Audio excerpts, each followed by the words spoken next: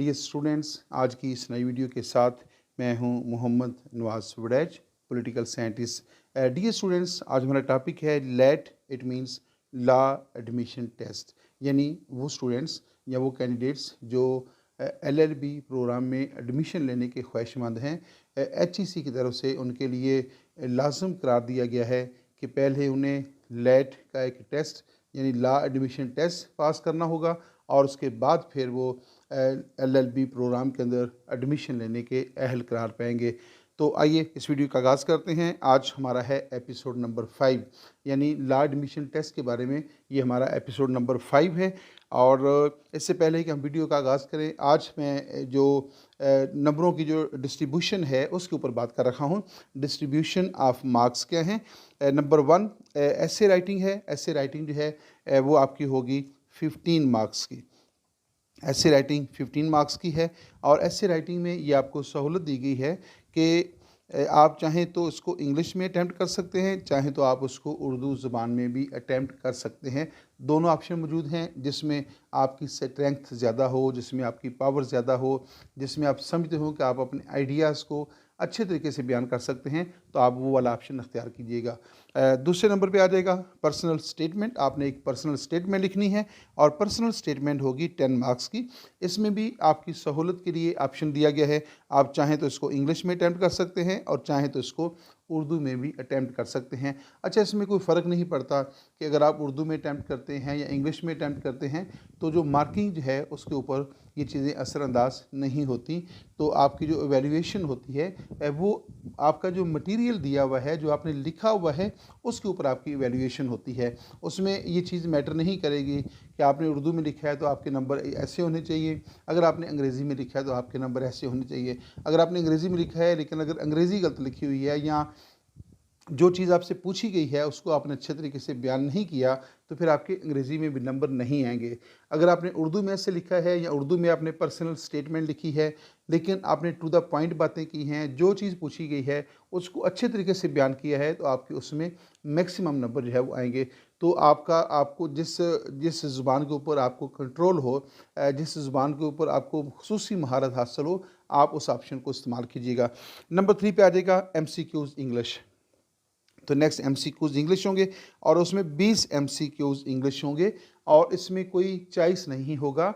यानी चॉइस से मुराद ये है कि 20 होंगे और 20 के 20 ही आपने करने हैं। उसमें ये नहीं होगा कि 20 में से 15 कर लें। तो तमाम जो MCQs हैं वो कंपलसरी हैं। नेक्स्ट आ जाएगा जी के मीन्स जनरल नॉलेज। और जनरल नॉलेज के भी पोर्शन में भी आपको 20 नंबर्स होंगे। 20 MCQs पूछे जाएंगे और तमाम के जवाबात देना होंगे।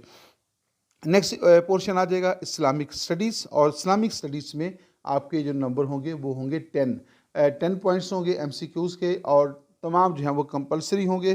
तमाम के जवाबात आपने देने होंगे। उसके बाद फिर पाकिस्तान स्टडीज़ का पोर्शन आ जाएगा। पाकिस्तान स्टडी के पोर्शन से आपको 10 नंबर के क्वेश्चन पूछे जाएंगे, यानी इसमें 10 MCQs होंगे।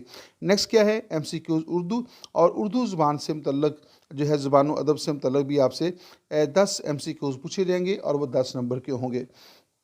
लास्ट में आ जाएगा MCQs मैथ। और MCQs मैथ में आपसे 5 नंबर का हिस्सा पूछा जाएगा और इस तरह ये कुल मिला के जो है ये 75 बन जाएंगे। तो 75 MCQs होंगे, जिसमें इंग्लिश और जनरल नॉलेज के 20-20 नंबर होंगे। Islamic studies, Pakistan studies, Urdu, इसके 10-10 नंबर होंगे और 5 नंबर मैथ से रेलिवेंट होंगे। इस तरह कुल मिला के 75 MCQs जो हैं वो आपने अटैम्प्ट करने हैं। इन 75 MCQs के अलावा आपने एक ऐसे राइटिंग करनी है जो कि 15 नंबर की है और एक आपने पर्सनल स्टेटमेंट लिखनी है जो कि 10 नंबर की होगी। तो ये कुल मिला के जो है ये नंबर बन जाएंगे 100। टोटल मार्क्स कितने हैं 100।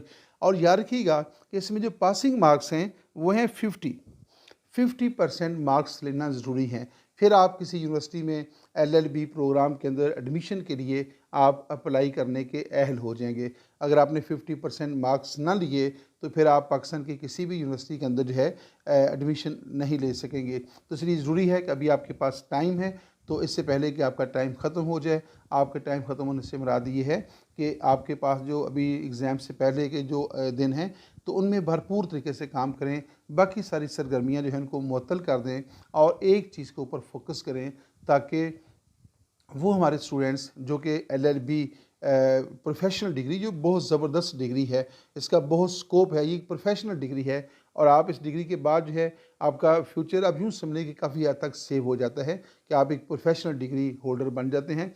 तो इसके लिए ज़रूरी होता है कि आप मेहनत करें, काम करें, जद्दोजहद करें और मैक्सिमम काम करें ताकि आपका एडमिशन जो है वो सिक्योर हो जाए और नेक्स्ट आप अच्छे तरीके से LLB प्रोग्राम जो है वो कर सकें। आइए नेक्स्ट हमारे पास चलते हैं। आप देख रहे हैं हमारा YouTube channel political science with Nawaz Waraich और सबसे पहले जो है इसमें जनरल नॉलेज कुछ डिस्कस किया जाएगा। आइए देखते हैं कि जनरल नॉलेज से कौन कौन से MCQs इसमें शामिल किए गए हैं। The first MCQ is the first Muslim president of India was doctor Zakir Hussain, Mohammad Hidayatullah, none of them. The correct answer is doctor Zakir Hussain. Doctor Zakir Hussain was the first Muslim president of India. लेकिन साथ ये भी याद रखिएगा कि इंडिया में अब तक 4 मुस्लिम प्रेसिडेंट जो हैं वो हो चुके हैं। इंडिया के अंदर 4 मुस्लिम प्रेसिडेंट्स हो चुके हैं और जो पहले मुस्लिम प्रेसिडेंट थे he was doctor Zakir Hussain. लेकिन ये भी याद रखिएगा कि इंडिया में आज तक कोई भी मुसलमान प्राइम मिनिस्टर नहीं हुआ। तो आपसे क्वेश्चन तो कोई भी MCQs में पूछा जा सकता है जनरल नॉलेज के बारे में, तो इससे रेलिवेंट चीज़ें मैं इसलिए बता रहा हूँ ताकि आपका जो जनरल नॉलेज है वो बेहतर से बेहतर हो सके। आइए नेक्स्ट पॉइंट की तरफ चलते हैं। How many articles are there in the constitution of United States of America. United States of America के कॉन्स्टिट्यूशन में कितने आर्टिकल हैं? नंबर 1 है ओनली 7, नंबर 2 ऑप्शन है ओनली 15, नंबर 3 ऑप्शन है ओनली 20 और फोर्थ ऑप्शन है none of them. The correct answer is only 7। American constitution है वो सिर्फ और सिर्फ 7 आर्टिकल पर मुश्तमिल है। ये भी याद रखिएगा कि पाकिस्तान का जो कॉन्स्टिट्यूशन है इस वक्त जो 1973 का कॉन्स्टिट्यूशन है वो 280 दफात पर मुश्तमिल है, 280 आर्टिकल पर मुश्तमिल है। एक तरफ 280 आर्टिकल हैं और दूसरी तरफ जो है ओनली 7 आर्टिकल्स है। इस एतबार से देखिएगा कि अमेरिकन कॉन्स्टिट्यूशन जो है वो किस हद तक मुख्तसर है। Shortest constitution of the world consider किया जाता है इसको। ये दुनिया का मुख्तसर तरीन कॉन्स्टिट्यूशन है जो कि ओनली 7 आर्टिकल्स के ऊपर जो है वो मुश्तमिल है और आप इसको आधे घंटे में आसानी के साथ जो है वो स्टडी कर सकते हैं। तो इसमें बेसिकली जो अमेरिकन जो पॉलिटिकल सिस्टम है उसका जो बेसिक स्ट्रक्चर है वो बयान कर दिया गया है। बाकी जो डिटेल चीज़ें हैं वो कांग्रेस उसके मतलब कानून साजी करती है। तो याद रखिएगा 2 बातें इसमें आपने ख़ास तौर पे याद रखनी हैं।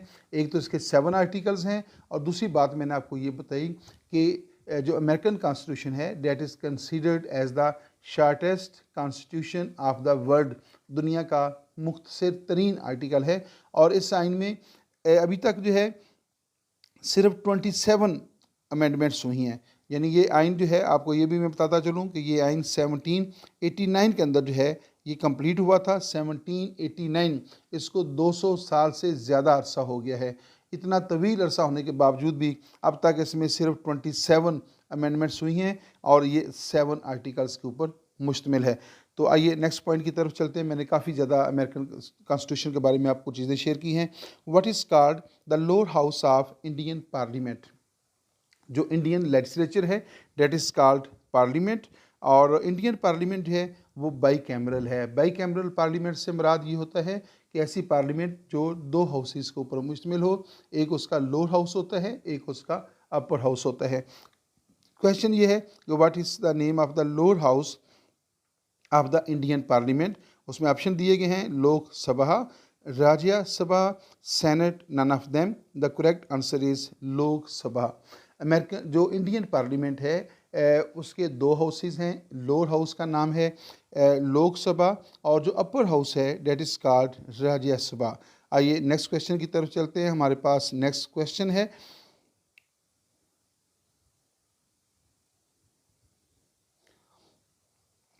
The Warsaw pact was a collective defense treaty signed in Warsaw, Poland on May 14, 1955, May 14, 1960, May 14, 1965, none of them. The correct answer is May 14, 1955। 14 मई 1955 को जो है वार्सा पैक्ट जो था वो साइन हुआ। और वार्सा पैक्ट जो है बेसिकली पोलैंड के जो उसका पोलैंड का जो कैपिटल सिटी है विच इज़ कॉल्ड वार्सा, वहाँ पे जो है ये मुआहदा साइन हुआ था। और इसी निस्बत से जो है फिर इसका नाम भी रख दिया गया था Warsaw pact. Warsaw pact basically NATO के रिएक्शन में जो है ये कायम हुआ था। और कल की वीडियो में मैंने आपको बताया था कि नेटो जो है उस पर साइन हुए थे 1949 में। तो 1949 में जो है नेटो का जो बुनियादी मकसद था वो ये था कि यूएसएसआर का जो कम्युनिज़म है उसके फैलाव को रोका जाए। और फिर उसके काउंटर में जो है उसके रिएक्शन में जो है जो यूएसएसआर है उसने अपने इत्तेहादी रियासतों के साथ मिलकर 1955 के अंदर जो है वार्सा पैक्ट की बुनियाद रखी थी। और वार्सा पैक्ट और नेटो जो हैं ये भी याद रखिएगा कि दोनों मिलिट्री अलाइंसेस हैं, दोनों का तल्लक फ़ौजी और दफ़ाई मामलात के साथ है। और नेक्स्ट पॉइंट की तरफ चलते हैं। हमारे पास नेक्स्ट क्वेश्चन है, how many basic organs are there in UNO. UNO क्या है? United Nations Organisation. और यूएनओ जो है इसका जो क़याम है वो हुआ था 24 अक्टूबर। स्टूडेंट्स याद रखिएगा, बहुत इंपॉर्टेंट क्वेश्चन है, आपको लाजमी तौर पे जो है इसमें आपको याद रखना होगा। 24 अक्टूबर 1945 at the end of the world war second, जब 1945 में सेकंड वर्ल्ड वार ख़त्म हुई तो उसके इख्तिताम के ऊपर जो है एक बैनुल-अक़वामी तंजीम कायम की गई। उस बैनुल-अक़वामी तंजीम का नाम था यूनाइटेड नेशंस ऑर्गेनाइजेशन, 24 अक्टूबर 1945 को। और यूनाइटेड नेशन जो है उसका जो स्ट्रक्चर है वो इस तरह का तैयार किया गया है, उसमें 6 इदारे जो हैं उसके बेसिक ऑर्गन्स कहलाते हैं, यानी उसके जो बुनियादी इदारे हैं उनकी तादाद है वो 6 रखी गई है। तो इसमें 6, 7, 8 नन ऑफ देम, पहला ऑप्शन इसमें दुरुस्त है। How many basic organs are there in the UNO, the correct answer is 6। आइए नेक्स्ट पॉइंट की तरफ चलते हैं। हमारे पास नेक्स्ट पॉइंट है, in which year was OIC founded, यानी कौन से साल में OIC means organisation of Islamic, पहले इसका नाम था ऑर्गेनाइजेशन ऑफ इस्लामिक कंट्रीज़, बाद में इसका नाम तब्दील कर दिया गया और अभी इसका नाम जो है वो है ऑर्गेनाइजेशन ऑफ इस्लामिक कॉन्फ्रेंस। तो देखिएगा कि जो in which year was OIC यानी organisation of Islamic countries founded, कब इसकी बुनियाद रखी गई? 1970, 1975, 1980 और 1969। The correct answer is 1969। 1969 को जो है मराकश के शहर रबात में OIC की बुनियाद रखी गई थी। 2-3 बातें इसमें इजाफी मैंने आपको बता दी हैं। नंबर 1 कि जो OIC है इसकी बुनियाद 1969 को रखी गई। नंबर 2 ये मराकश के शहर में, मराकश का जो शहर है रबात, उसका जो दारुल हुकूमत है वहाँ पे जो है इसकी बुनियाद रखी गई थी। तो ये तंजीम जो है पहले ऑर्गेनाइजेशन ऑफ इस्लामिक कंट्रीज़ के नाम से जानी जाती थी, उसके बाद इसका नाम जो है तब्दील किया गया और आज इसका नाम है ऑर्गेनाइजेशन ऑफ इस्लामिक कॉन्फ्रेंस।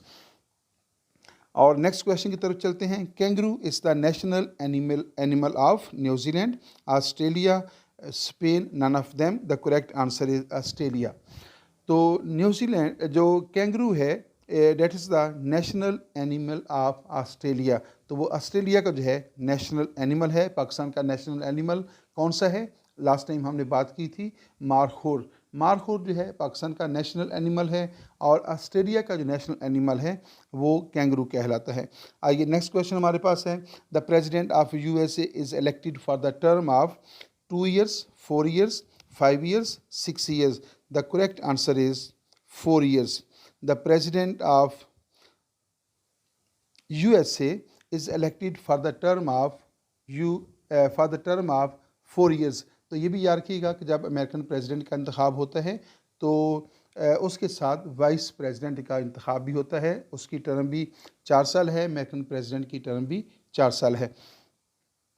और नेक्स्ट क्वेश्चन है, capital punishment means 10 years in prison, life in prison, death penalty, none of them. The correct answer is death penalty. Capital punishment जो है उसका मतलब है सजाए मौत। जब ये कहा जाता है कि फ़लाँ शख्स को अदालत की तरफ से कैपिटल पनिशमेंट जो है वो दे दी गई है। इसका मतलब है कि अदालत ने उसको किसी जुर्म की सज़ा के तौर पर जो है उसको सज़ाए मौत दी गई है। तो capital punishment means death penalty. आइए नेक्स्ट क्वेश्चन को देखते हैं कि हमारे पास नेक्स्ट क्वेश्चन कौन सा है। Which country is not the member of SAARC. याद रखिएगा कि जो सार्क ऑर्गेनाइजेशन है, South Asian Association for Regional Cooperation, इसकी बुनियाद जो है 1985 में रखी गई थी और इसका जो हेड क्वार्टर है वो नेपाल के दारुल-हुकूमत खटमंडू में कायम किया गया है। और अब देखते हैं कि क्वेश्चन की तरफ आते हैं कि which country is not the member of the SAARC. तो सार्क के जो मेंबर्स हैं, जब सार्क की बुनियाद 1985 में रखी गई तो इसके मेंबर्स की तादाद थी 7। तो बाद में जो है एक और कंट्री इसमें शामिल हो गया, तो कुल मिला के इस वक्त इसकी तादाद बन गई है 8। तो पहले जो 7 मेंबर्स थे उनमें अफ़गानिस्तान शामिल नहीं था, बाद में अफ़गानिस्तान को भी सार्क कंट्री की फहरिस्त में शामिल किया गया। अब अफ़गानिस्तान की शमूलियत के बाद जो सार्क है उसके मेंबर्स की कुल तादाद 8 हो गई है। और इनमें से आपने बताना है ये है कि कौन सा मुल्क सार्क का मेंबर नहीं है। नेपाल भी सार्क का मुल्क है, बांग्लादेश ये भी सार्क का मेंबर है और इंडिया भी सार्क का मेंबर है। ईरान जो है that is not the member of SAARC. तो ईरान का शुमार जो है वो सार्क कंट्रीज़ में नहीं होता। आइए नेक्स्ट पॉइंट पे देखते हैं क्या है। यहाँ तक जनरल नॉलेज के क्वेश्चन थे, 10 जनरल नॉलेज के क्वेश्चन थे। साथ आप अपनी काउंटिंग ज़रूर किया करें। ये मैं आपको बताता चलूँ कि जब आप वीडियो देखते हैं तो इससे पहले जो कि आप काफ़ी वीडियो देख चुके हैं और आप ज़ाती तौर पे भी तैयारी कर रहे हैं, तो ऐसा किया करें कि इससे पहले कि मैं आपको दुरुस्त ऑप्शन बताऊँ, आप जो उसको पढ़ें, क्वेश्चन को पढ़ें और उसके बाद आप अपनी डायरी के ऊपर फौरी तौर पे क्वेश्चन का जवाब लिख लें। और जैसे ही आपको मेरी तरफ से उसके दुरुस्त जवाब का पता चलेगा तो आप उसको टिक कर दें, अगर गलत लिखा है तो क्रॉस कर दें और फिर आप उसकी काउंटिंग करें कि 10 में से या 15 में से 20 में से आपके जनरल नॉलेज के कितने नंबर हैं। तीसरा जो है आगे इस्लामिक स्टडीज़ को भी इस तरह आप करें, पाकिस्तान स्टडीज़ को भी, उर्दू को, इंग्लिश को, या ओवरऑल पूरी वीडियो के अंदर जो है अगर फ़र्ज़ करें 20 क्वेश्चन पूछे गए हैं या 30 क्वेश्चन पूछे गए हैं तो आप ये ज़रूर देखिएगा कि आपके 30 में से कितने नंबर हैं। ये प्रैक्टिस ज़रूर कीजिएगा।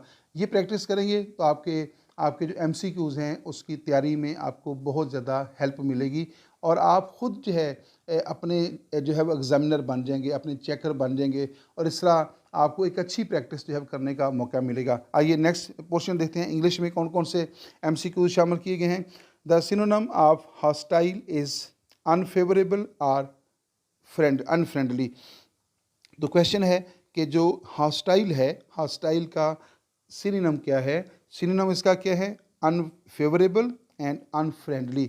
हॉस्टाइल का मतलब बेसिकली होता है दुश्मनी पर मबनी ख्यालात रखना या दुश्मनी किसी के साथ रखना। तो इसका जो सिमिलर मीनिंग होगा, जो सिनोनिम होगा वो कहलाएगा अनफेवरेबल यानी अनफ्रेंडली, मुखालफत। और नेक्स्ट पॉइंट की तरफ चलते हैं। अब अगर ये आपको पहले से पता था, आपका दुरुस्त है तो आप इसको 1 पॉइंट दीजिएगा, अगर गलत है तो आप 1 नंबर काट दीजिएगा। फ़र्ज़ करेंगे इंग्लिश में इसमें 5 नंबर पूछे गए हैं, पॉइंट पूछे गए हैं, तो आपको पता चल जाएगा कि आपकी इंग्लिश में से कितना स्कोर आ रखा है। तो जब आप हर रोज़ ये प्रैक्टिस करेंगे तो इससे आपकी तैयारी जो है वो उसको बहुत ज़्यादा जो है वो फ़ायदा होगा। आप ये प्रैक्टिस एक दफ़ा ज़रूर करके देखिएगा। नेक्स्ट हमारे पास similar word of elaborate is detailed. तो आपने बताना ये था कि जो वर्ड एलेबोरेट है उसका सिमिलर कौन सा है, तो वो है डिटेल्ड। किसी चीज़ को डिटेल के साथ बयान करना। जैसा एग्ज़ाम जब आपको क्वेश्चन पेपर आता है तो उसमें लिखा जाता है कि एलेबोरेट द फलां चीज़ या राइट इन डिटेल। तो एलेबोरेट जो है वो डिटेल के मैनों में इस्तेमाल होता है। और नेक्स्ट पॉइंट की तरफ चलते हैं। इंग्लिश में ये हमारा थर्ड क्वेश्चन है। He prohibited me entering. इसमें आपने प्रपोजिशन लगानी है। He prohibited me from entering, to entering, at entering, or none of these. The correct answer is he prohibited me from entering. तो prohibited me यानी मना करना किसी चीज़ से, तो यहाँ जो है जो preposition हैगी वो आएगी from। और नेक्स्ट पॉइंट की तरफ चलते हैं। नेक्स्ट हमारे पास है the police probe the case. तो एब्रीवेशन कौन सी लगेगी, police probe out the case, probe into the case, probe with the case, and none of them. The correct option is please probe into the case। probe into होता है यानी इसकी जो दुरुस्त abbreviation होगी वो है प्रोब इनटू। आइए नेक्स्ट पॉइंट की तरफ चलते हैं। यहाँ पे पाकिस्तान स्टडीज़ के क्वेश्चन शुरू होते हैं। पाकिस्तान स्टडीज़ के क्वेश्चन में भी आप उस तरह आपने मार्किंग करनी है और उसके बाद आपने बताना है कि आपके पाकिस्तान स्टडीज़ में से कितना स्कोर आपने किया है। Sardar Abdul Rab Nishtar was the governor of Gilgit Baltistan, KPK, Punjab, Sindh. The correct answer is Punjab. Sardar Abdul Rab Nishtar was the governor of Punjab. और नेक्स्ट क्वेश्चन है who inaugurated the State Bank of Pakistan. State Bank of Pakistan जो है उसका इफ्तिताह किस शख्सियत ने किया था। Who inaugurated the State Bank of Pakistan. The correct answer is Quaid Azam Mohammad Ali Jinnah. दीगर ऑप्शन में है मलक गुलाम मोहम्मद। अच्छा, इसमें हम कुछ बातें और डिस्कस कर लेते हैं। मलक गुलाम मोहम्मद जो थे ये पाकिस्तान के तीसरे गवर्नर जनरल थे। पाकिस्तान के पहले गवर्नर जनरल कैद आज़म मोहम्मद अली जिन्ना, पाकिस्तान के दूसरे गवर्नर जनरल ख्वाजा नाज़िमुद्दीन, और ख्वाजा नाज़िमुद्दीन के बाद जो है मलक गुलाम मोहम्मद जो थे ये पाकिस्तान के तीसरे गवर्नर जनरल बने। तो ये भी आपने याद रखना है। लियाकत अली खां पाकिस्तान के पहले वज़ीर आज़म थे जिन्हें 16 अक्टूबर 1951 को जो है शहीद कर दिया गया था। नेक्स्ट है अल्लामा मोहम्मद इकबाल। तो ये मुफक्र पाकिस्तान कहलाते हैं। इसमें दुरुस्त ऑप्शन है कैद आज़म मोहम्मद अली जिन्ना। नेक्स्ट है शक्करपरियाँ इज़ सिचुएटेड इन। आपने बताना ये है कि ये जो शक्करपरियाँ की जगह है ये कहाँ वाक़या है। इस्लामाबाद में, रावलपिंडी में, मरी में, पेशावर में। The correct answer is Islamabad. और नेक्स्ट क्वेश्चन की तरफ चलते हैं। The national bird of Pakistan is. Pakistan का जो कौमी परिंदा है, जो हमने लास्ट एपिसोड किया था उसमें आपसे पूछा गया था कि पाकिस्तान का कौमी जानवर कौन सा है, तो उसका जवाब था मारखुर। और यहाँ आपसे पूछा गया है नेशनल बर्ड ऑफ पाकिस्तान के which is the national bird of Pakistan. Parrot, chukar, eagle, none of them. The correct answer is chukar. Chukar is the national bird of Pakistan. आइए नेक्स्ट पॉइंट की तरफ चलते हैं। Which tree is the national tree of Pakistan, यानी पाकिस्तान का कौमी दरख्त कौन सा है। Neem, shisham, deodar, date palm. The correct answer is deodar. Third option जो है, जो सी ऑप्शन है, वो दूसरा ऑप्शन है। Deodar is the national tree of Pakistan. और यहाँ से इस्लामिक स्टडीज़ के क्वेश्चन शुरू हो जाते हैं। आगे देखते हैं कि इस्लामिक स्टडीज़ में कौन से क्वेश्चन है। हाउ मैनी मुस्लिम फाट इन द गज़वा बदर। आपने बताना ये है कि गज़वा बदर में मुसलमानों की तरफ से कितने अफराद जो थे उन्होंने शिरकत की थी। तो इसमें 300, 313, 325, none of them. The correct answer is 313। 313 जो मुसलमान थे उन्होंने गज़वा बदर में कुफ़ार के ख़िलाफ़ इस जंग में शमूलियत अख्तियार की थी। और गज़वा बदर जो है ये मुसलमानों की पहली गज़वा थी। गज़वा ऐसी लड़ाई को या ऐसी जंग को कहते हैं जिसमें हज़रत मोहम्मद सल्लल्लाहु अलैहि वसल्लम ने ख़ुद शिरकत फरमाई हो। आइए नेक्स्ट पॉइंट की तरफ चलते हैं। इन हज stoning the devil is called. हज के अंदर एक इवेंट आता है जिसको हम आमतौर पर ये कहते हैं कि शैतान को पत्थर मारे जाते हैं, तो उसे कहते हैं स्टोनिंग द डेवल, यानी शैतान को पत्थर मारना। उसके लिए कौन सी इस्तिलाह इस्तेमाल की जाती है, कौन सा ख़ास टर्म इस्तेमाल की जाती है। ये रमी है जी। ये थोड़ा सा स्पेलिंग का इसमें इशू हुआ है, मैं आपको सही स्पेलिंग इसमें बता देता हूँ और इत्तेफाक से दुरुस्त ऑप्शन भी यही है।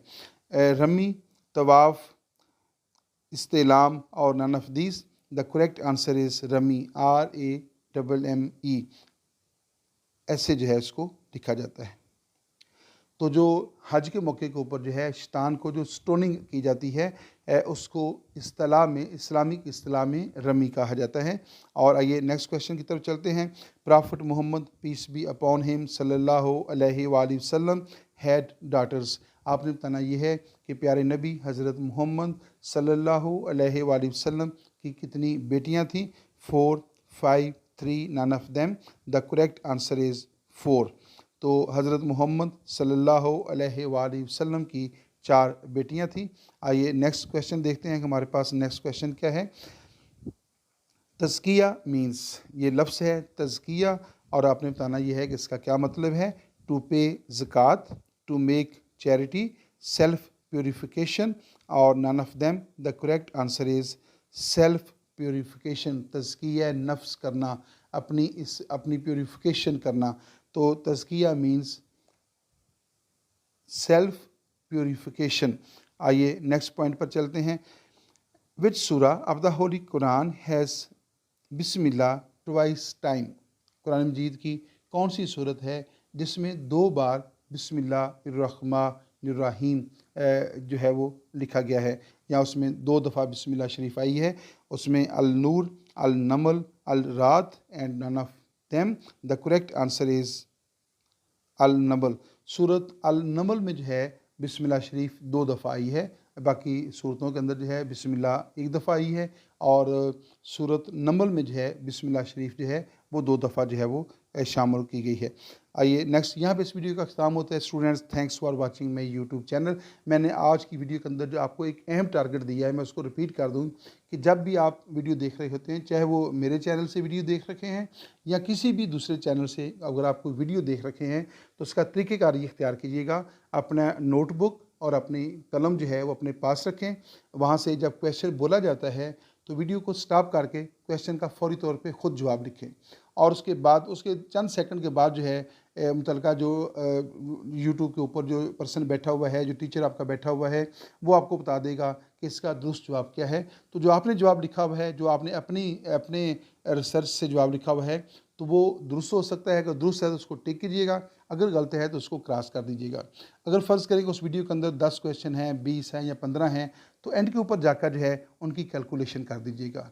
और अगर आपकी जो मार्किंग है वो मोर देन 50% आ रही है, यानी 50% से ज़्यादा है, इसका मतलब है कि आपकी तैयारी काफ़ी नॉर्मल है, ठीक है, तैयारी गुजारा हो रखा है। अगर 50% से कम है तो फिर आपको मज़ीद काम करने की ज़रूरत है। ये प्रैक्टिस ज़रूर कीजिएगा, और इस प्रैक्टिस को करने के बाद जो है आप महसूस करेंगे कि आपकी जो तैयारी का जो तरीक़ेकार है वो काफ़ी बेहतर हो गया है, और उससे आपको खातर खा फ़ायदा भी हो रखा है। इजाज़त दीजिएगा, अगर आपका कोई क्वेश्चन हो तो आप उसको इनबॉक्स में डाल सकते हैं। इनबॉक्स के अंदर आप क्वेश्चन कीजिएगा, हम लाज़मी तौर पे कोशिश करेंगे कि आपके क्वेश्चन को लें और उसका जो दुरुस्त जवाब है वो मालूम करके या उसको रिसर्च करके आप तक पहुँचाएँगे, ताकि आपको लेट टेस्ट के अंदर, यानी लॉ एडमिशन टेस्ट के अंदर आसानी हो और उसमें आपका ज़्यादा से ज़्यादा जो है वो स्कोर हो सके। इजाज़त दीजिएगा, ओके, अल्लाह हाफ़िज़।